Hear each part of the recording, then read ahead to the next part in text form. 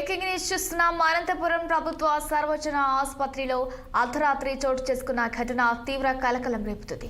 Paediatric వార్డులో చికిత్స పొందుతున్న ఓ చిన్నారిపై అంతస్తు నుంచి కింద పడిన ఘటనపై పలు అనుమానాలు వ్యక్తమవుతున్నాయి.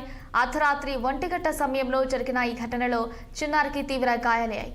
ప్రస్తుతం చిన్నారికి ఎస్ఎన్సియులో వైద్యులు చికిత్స అందిస్తున్నారు. మరోవైపు ఈ వ్యవహారాన్ని గుట్టుచప్పుడు కాకుండా చక్కదిద్దేందుకు ఆసుపత్రి సూపరింటెండెంట్ ఆర్ఎంఓ ప్రయత్నించారనే ఆరోపణలు వినిపిస్తున్నాయి.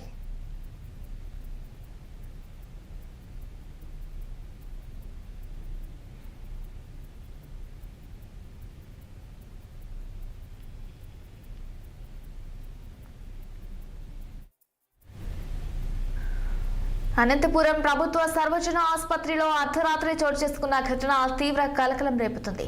పీడియాట్రిక్ వార్డులో చికిత్స పొందుతున్న ఓ చిన్నారి పై అంతస్తు నుంచి కింద పడిన ఘటనపై పలు అనుమానాలు వ్యక్తమవుతున్నాయి. రైట్గా ఇదే అంశంపై మరింత సమాచారం మా ప్రతినిధి ఆర్కే సూర్య అందిస్తారు. సూర్య, చెప్పండి.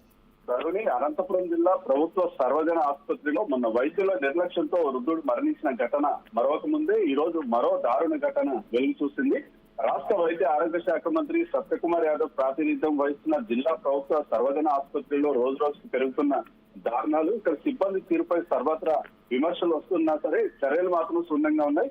నిన్న అర్ధరాత్రి 1 గంట సమయంలో పీడియాట్రిక్ వార్డులో 2వ అంతస్తు నుంచి రోజుల వయసున్న చిన్నారి పడిపోవడం జరిగింది. దాంతో చిన్నారికి తీవ్ర గాయాలయ్యాయి. ఈ వ్యవహారంపై అనేక అనుమానాలు వ్యక్తమవుతున్నాయి. అంత అర్ధరాత్రి సమయంలో ఆ చిన్నారిని ఎవరు బయటికి తీసుకొచ్చారు, వార్డు నుంచి ఎందుకు తెచ్చారన్న సందేహాలు వ్యక్తమవుతున్నాయి. మిగతా సమయాల్లో నర్సులు చిన్నారులకు ట్రీట్మెంట్ కోసం ఒక చోటు నుంచి మరో చోటికి తీసుకువెళ్తుంటారు. అయితే అర్ధరాత్రి 1 గంట సమయంలో ఏ కారణం చేత చిన్నారిని బయటికి తెచ్చారు, అసలు ఎవరు తెచ్చారు, పొరపాటుగా పడిందా, కావాలని పడేశారా అన్న అనేక అనుమానాలు కూడా వ్యక్తమవుతున్నాయి. అయితే ఈ వ్యవహారం గుట్టుచప్పుడు కాకుండా చక్కదిద్దేందుకు ఆసుపత్రి సూపరింటెండెంట్ ఆర్ఎంఓ ప్రయత్నం చేసినట్టు ఆసుపత్రి వర్గాల్లో గుసగుసలు వినిపిస్తున్నాయి. ప్రస్తుతం ఆ చిన్నారి ఎస్ఎన్సిలో వైద్యం అందిస్తున్నారు. చిన్నారి పరిస్థితి సీరియస్ గా ఉన్నట్టు సమాచారం. 2 టౌన్ పోలీసులు కేసు నమోదు చేసుకుని చిన్నారి నాయనమ్మ, చిన్నారి తండ్రిని విచారిస్తున్నారు. ఎందుకంటే ఆడపిల్ల కనుక కుటుంబ సభ్యులే కిందికి పడేశారా అన్న కోణంలో కూడా విచారిస్తున్నారు. ఏది ఏమైనా దీనిపై పూర్తిగా విచారణ చేపట్టి బాధ్యులపై చర్యలు తీసుకోవాలని చిన్నారి తల్లిదండ్రులు కోరుతున్నారు.